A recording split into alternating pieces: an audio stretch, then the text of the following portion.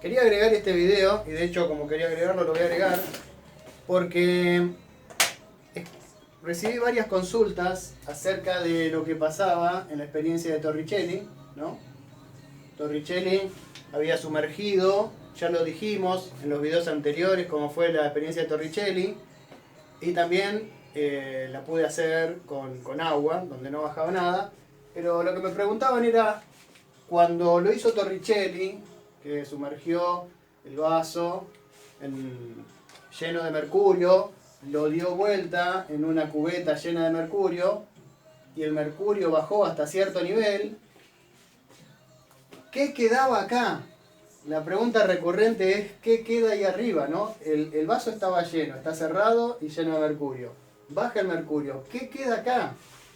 Y lo que dijimos desde hace 3 clases, o desde hace 3 videos, es que ahí arriba no queda nada, ¿no?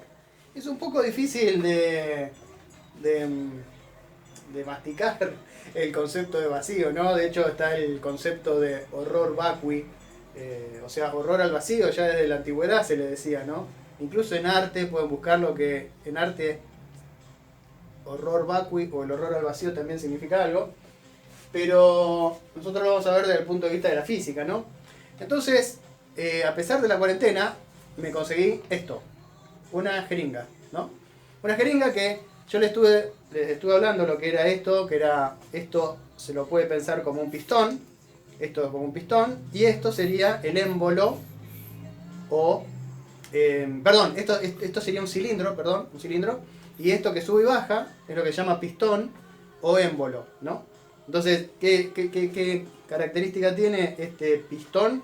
Bueno, es que sube o baja, pero nada de lo que está acá puede pasar a lo que está acá. ¿Está bien? Entonces, esto tiene un agujerito, ¿no? Porque es una jeringa. Entonces, por acá, cuando yo tiro de este émbolo, lo que pasa es que se mete el aire por acá y se llena este volumen. Ok, si yo ahora empujo, este aire que está acá sale. Obviamente cuando se aplica una inyección lo que hace es que esto tiene algún medicamento, algún principio activo, y eso va a inyectarse adentro del cuerpo de uno. Ok, ahora bien, ¿qué pasaría si yo, cuando bajo el émbolo, no dejo que entre aire? Lo tapo a esto, ¿no? Cuando yo baje el émbolo, ¿qué va a pasar en esta? ¿De qué se va a llenar este sector? Se va a llenar de nada, porque yo estoy tapando. ¿Está bien? Entonces vemos lo que pasa. Yo tapo y tiro. No, bueno, primero veamos qué pasa si yo no lo tapo, ¿no? Si yo no lo tapo, lo suelto y esto se llenó de aire. Hay presión atmosférica por arriba, presión atmosférica por abajo, esto se queda donde quedó. Ahora, ¿qué pasa si lo tapo? Yo lo tapo, tiro para abajo, y cuando lo suelto, ¿qué va a pasar?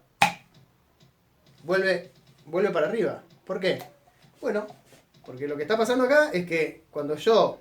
Me hace doler un poco el dedo, cuando yo abrí, acá quedó nada.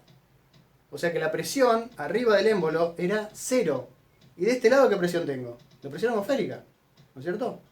Entonces, lo que pasa es que yo tiro, y cuando lo suelto,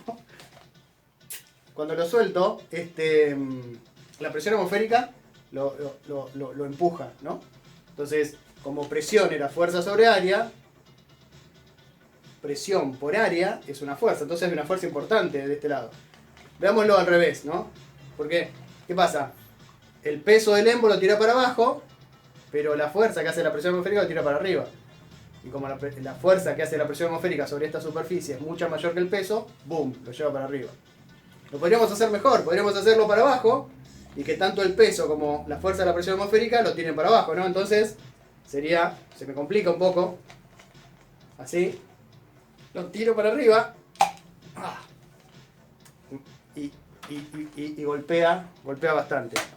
Pero se me ocurre algo mejor, que en realidad ni se me ocurre a mí, ni se me ocurre ahora, porque es algo que se le ocurrió a miles de personas, muchas décadas antes que a mí, pero yo se los cuento y hago de cuenta como que se me ocurrió a mí.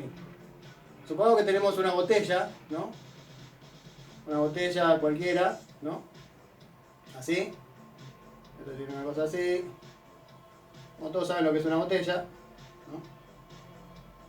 Entonces, supongo que yo la agarro con la mano, supongamos una botella de vidrio, ¿no? De las comunes. Y le pego con una madera por arriba. Tum, tum, con una madera, ¿no? ¿Qué va a pasar? Bueno, en principio si está vacía no va a pasar nada. Y de última, si le pego muy fuerte, a lo mejor se rompe el pico, ¿no? Pero el resto de la botella, ¿qué le va a pasar? Nada. Pero supongamos que esta botella está llena de agua hasta cierto nivel, ¿no? ¿Está bien? Entonces, cuando yo le pego, le produzco un golpe muy repentino, muy fuerte, lo que va a pasar con la botella es que se va a ir para abajo. Porque la estoy golpeando, ¿no? La agarro lo agarro con la mano, pero cuando le pego, se produce un impacto muy rápido, un impacto muy grande, que hace que la botella rápidamente baje. No sé cuánto va a bajar, algunos milímetros, 1 centímetro cuando mucho. Entonces, ¿qué va a pasar? La botella va a quedar por acá abajo, ¿no? Bueno, no lo voy a hacer con tanto detalle, pero va a quedar por ahí abajo la botella, y durante un instante el agua va a quedar suspendida. Durante un instante muy pequeño el agua va a quedar suspendida, ¿no? Y acá, ¿qué se va a formar? Vacío. Entonces, ¿qué va a pasar después? Durante un instante la botella bajó. Estamos hablando de milésimas de segundo tal vez, o por ahí. Va a quedar vacío, y un instante después, ¿qué va a pasar? El agua va a bajar no solo por su propio peso, sino por toda la presión atmosférica que la va a empujar. ¿Está bien? Entonces eso va a impactar muy fuertemente sobre la base de la botella. Y ustedes me dirán, bueno, ¿qué daño le puede hacer el agua al vidrio? Bueno, todos habrán tenido la experiencia de alguien que se tiró en la pileta en el verano y, como suele decirse, dio un panzazo y sale del agua con toda la panza roja, ¿no? Porque se pegó muy, muy fuertemente contra la superficie del agua. Entonces, vos decís, ¿cómo puede ser que lo haya dañado tanto el agua? Bueno, porque cuando es una superficie plana y pega con mucha fuerza, no solo le puede dejar la panza colorada al que se tiró en panzazo, sino que esto, cuando golpee sobre el fondo de la botella, la podría llegar a dañar, ¿no? Claro que es una experiencia que yo no quiero que hagan ustedes, porque al ser vidrio y al haber un potencial riesgo de rotura, podrían lastimarse o no sé qué, pero es una experiencia que podría hacer yo. Y ya que se podría hacer, vamos a ver cómo se hace en este momento. Aquí estoy frente a mi planta favorita del jardín, que es el laurel, con mi perro que no deja de molestarme, y con una botella vacía, que está vacía.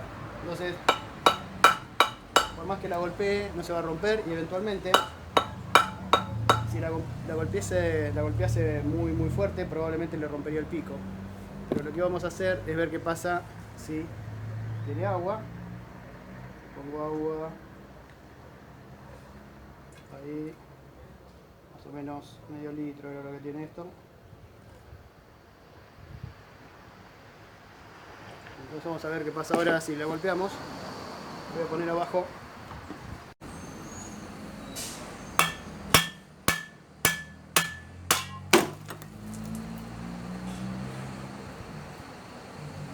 Bueno, ahora voy a limpiar todo esto que quedó roto acá frente a mi laurel y trataré de no quedarme dormido aquí, porque no hay que quedarse dormido en los laureles.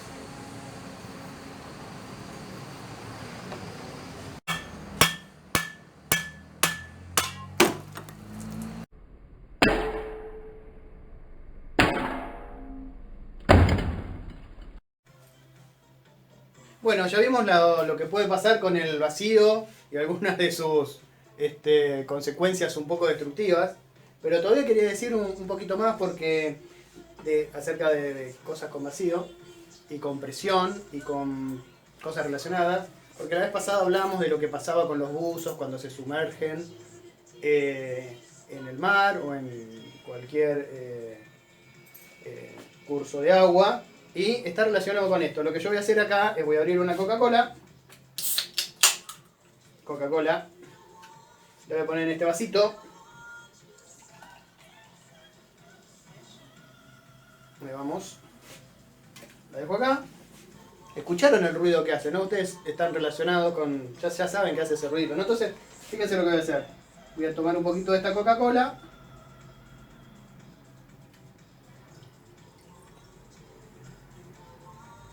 Ahí tengo Coca-Cola en mi jeringuita, ¿no?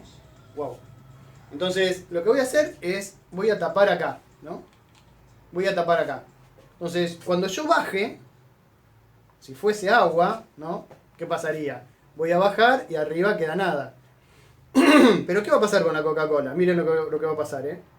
Espero que se vea bien. La luz le da más o menos bien. Ahí voy a empezar a bajar. ¿Y qué pasa con la Coca-Cola? ¿Ven? ¿Ven las burbujas? ¿Ven las burbujas cómo empiezan a subir?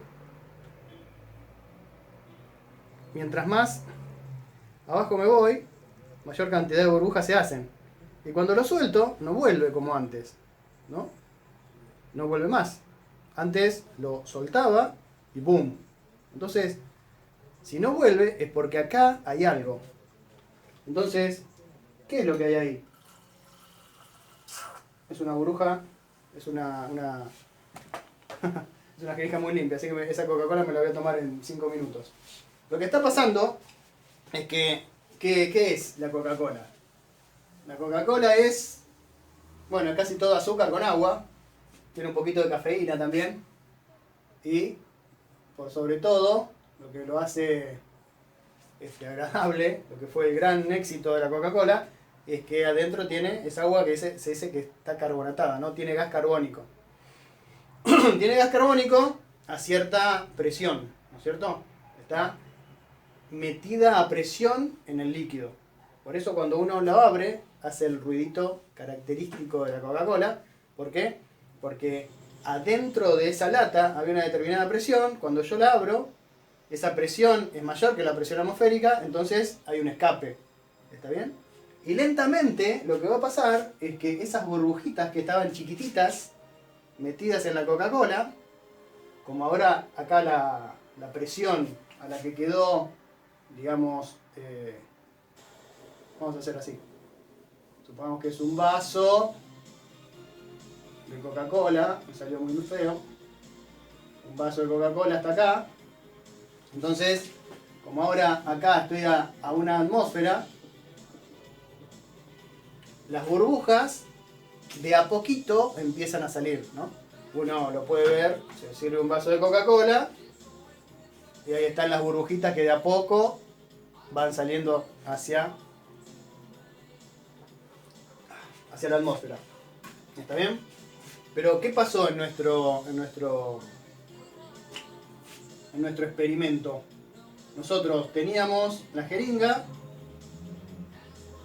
teníamos la Coca-Cola hasta acá, bajamos. Recordemos que yo esto lo tenía tapado, estaba con mi dedo, ¿no? Bajó la Coca-Cola y acá no quedó una atmósfera. Quedó nada. Entonces, como acá arriba había nada, las burbujas enseguida se hicieron mucho más grandes y el gas carbónico llenó todo esto. Entonces, como el gas carbónico llenó todo esto, cuando yo lo solté, acá ya había una atmósfera de gas carbónico. ¿Está bien? Este fenómeno, acá era Coca-Cola líquida y acá era gas carbónico. Este fenómeno es una cosa que hace que el buceo se torne, no digo peligroso, pero que haya que tener ciertas precauciones. ¿Qué quiero decir? Habíamos hablado de la gente que hacía buceo, no sé si alguien hizo buceo, yo hacía en una época. Cuando uno está a cierta profundidad, por ejemplo a 20 metros, la presión aproximadamente son 3 atmósferas. ¿Por qué no me colapsan los pulmones? Porque el equipo manda aire a presión a 3 atmósferas a mis pulmones. El problema que pasa con esto es que el aire, que es 80% nitrógeno y 20% oxígeno más o menos, está disuelto en la sangre, ¿no? Dentro de la sangre, esas burbujitas pequeñas, o no tan pequeñas, de nitrógeno, sobre todo el nitrógeno es el problema, llegan hasta ciertos lugares y hasta otros ciertos lugares no llegan, ¿no? Cuando estoy a una atmósfera, por ejemplo ahora en este momento, tengo burbujitas de nitrógeno en mi sangre. Pero como estoy a una atmósfera, esas burbujitas no son lo suficientemente grandes, entonces no llegan a meterse, por ejemplo, en ciertos vasos sanguíneos. Sobre todo en los vasos sanguíneos muy chiquitos, que son los que tenemos, por ejemplo, en la cabeza o en ciertas partes del cuerpo. Pero ¿qué pasa si yo estoy a 20 metros de profundidad, o a 30 metros de profundidad, o a 40 metros de profundidad, y el aire que me llega a los pulmones, y por lo tanto a la sangre, están a 4 o a 5 atmósferas? Si el aire está a 4 o a 5 atmósferas, las burbujitas se hacen más chiquitas. Entonces, esas burbujitas de nitrógeno se pueden meter en algunos vasos sanguíneos muy chiquitos de la cabeza, o sobre todo en la parte de la cabeza, ¿no? Entonces, esas burbujitas, cuando yo estoy a 40 metros de profundidad, se meten en todos esos lugares. Si yo repentinamente, después de haber estado, digamos, media hora o 40 minutos buceando a esa profundidad, saliera muy rápido a la superficie, ¿qué va a pasar? Esas burbujitas que estaban en un vaso sanguíneo pequeño, de repente van a ver que ya no hay más 4 atmósferas de presión, sino 1 atmósfera. Entonces el volumen, repentinamente y de una manera muy violenta, va a hacerse más grande. El volumen de la burbujita se va a multiplicar. Entonces, ¿qué va a pasar? Si está metida en un vaso sanguíneo muy pequeño, lo puede llegar a romper, ¿no? Por eso son algunos de los accidentes que pasan con la gente que hace buceo y que no tiene la precaución de salir lentamente, que sale muy rápido y empieza a sangrar o por la nariz o por los ojos o sangrados internos. ¿Está bien? Entonces, por supuesto que esto está estudiado y si uno hace buceo responsablemente sabe que si estuvo a determinada profundidad tiene que salir a determinada velocidad. ¿Para qué? Para que las burbujitas se vayan haciendo grandes de a poco y se vayan liberando sin romper ningún vaso sanguíneo. Perfecto. Creo que hasta acá vamos a dejar hoy.